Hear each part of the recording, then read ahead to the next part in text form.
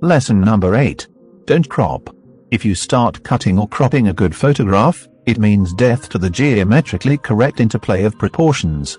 Besides, it very rarely happens that a photograph which was feebly composed can be saved by reconstruction of its composition under the darkrooms enlarger. The integrity of vision is no longer there. Henri Cartier-Bresson. A common mistake many photographers make is that they overcrop their images.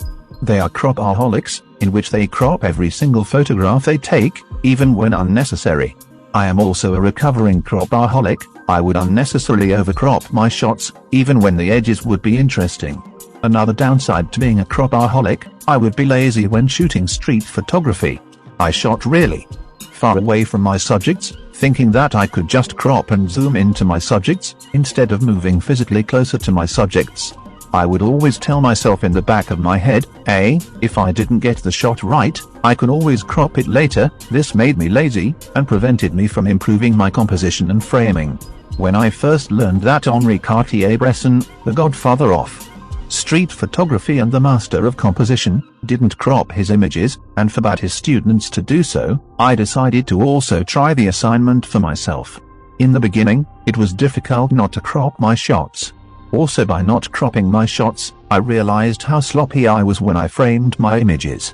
Therefore, by imposing this rule of not cropping on myself, I began to focus on filling the frame and creating better edges in my shots, which improved my composition dramatically.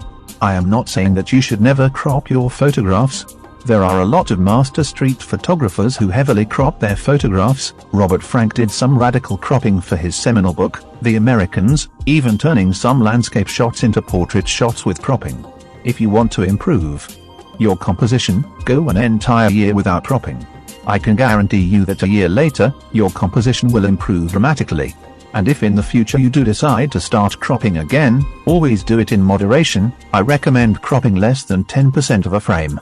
When you're shooting in the streets, avoid tunnel vision, only looking in the center of the frame. Focus on the edges of the frame and particularly the background to improve your composition.